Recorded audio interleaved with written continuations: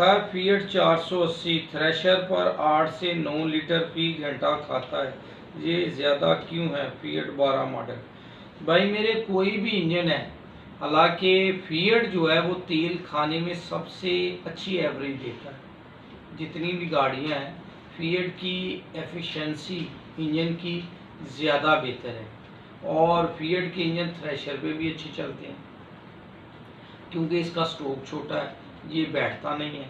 लेकिन आप कह रहे हैं कि ये 8 से 9 लीटर फी घंटा खा जाता है, 12 मॉडल फीएट है। देखिए कोई भी इंजन है, चाहे वो मैसी का है, चाहे वो फीएट का है, चाहे वो फोर्ड का है, अगर उसका डीजल पंप सही नहीं है तो वो आपको एवरेज अच्छी नहीं देगा। अगर उसका हेड का मसला है, हेड के वॉल लीक है, तो फिर भी आपको एवरेज अच्छी नहीं देगा।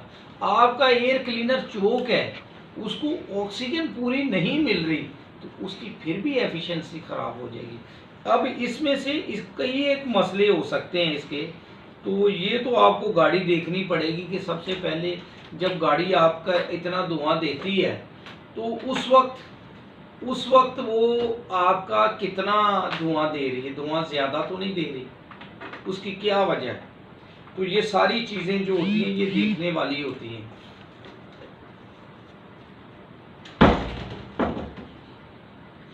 तो जब आप अपनी गाड़ी का एवरेज देखें तो सबसे पहले आप अपनी गाड़ी के देखें आपके हेड के टैपर तो टाइट नहीं है। अगर टैपर टाइट है तो फिर भी आपका गाड़ी एवरेज नहीं देगी। आपकी ये नोज़लों का प्रेशर पूरा ना हो। अब फीएट का मेरे पास एक बार दोस्त का सवाल आया इसी तरह, उसने पूछा जी इतना कर रहा है, तो मैंने उससे पूछा आपकी नोज़लों का प्रेशर कितना है, उसने कहा कि मेरा ख्याल है 180 के 90 रखा है। कुछ लेबॉर्ट्री वाले उनको पता ही नहीं होता कि फीएट की नोज़ल का प्रेशर 220 से ऊपर होता है, बल्कि 230 होता है। तो वो जितना 135 का प्रेशर होता है 190 200 उतना रख देते हैं, तो वो फिर क्या करेगा, वो तेल ज़्यादा खाएगा। सबसे पहले आप अपनी नोज़लों चेक करवा लें, कहीं वो ना हो कि आपकी नोज़लों का प्रेशर ही कम हो।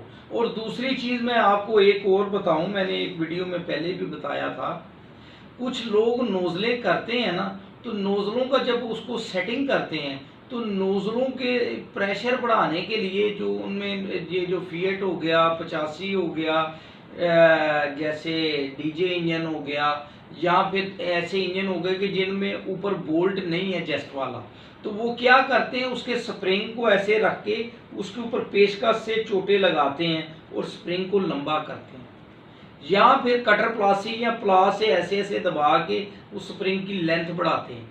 वो क्या होता है, जब वो लेंथ बढ़ाते हैं तो उस वक्त तो उनकी नोज़ल का प्रेशर पूरा हो जाता है, लेकिन दूसरे दिन ही वो स्प्रिंग बैठ जाता है और जो प्रेशर बढ़ाया होता है वो पहले से भी गिर जाता है। जब रिंग की लेंथ की जाती है उसके बाद उसको रिंग को हार्ड किया, उसको स्प्रिंग को हार्ड किया जाता है। मैंने एक फोर्स पढ़ाई थी लास्ट उसकी एक चीज़ होती है स्ट्रेस।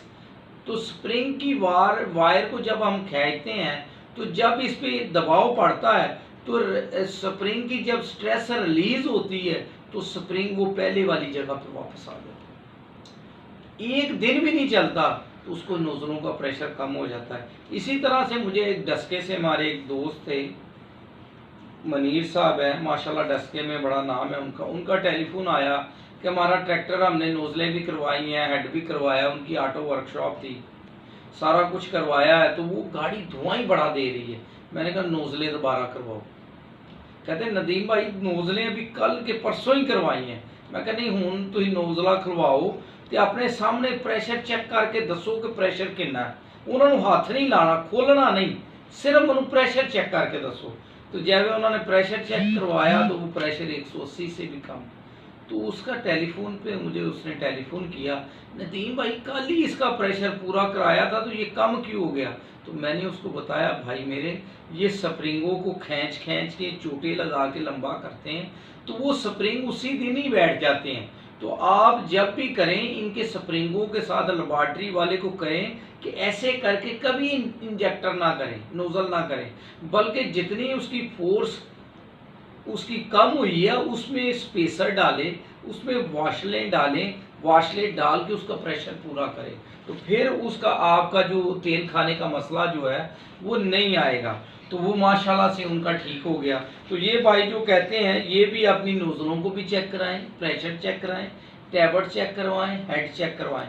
अगर ये चीज़ें ठीक हैं तो फिर आप अपना डीजल पंप चेक करवाएं, तो आपकी एफिशिएंसी गाड़ी की अच्छी हो जाएगी, कोई भी मॉडल हो।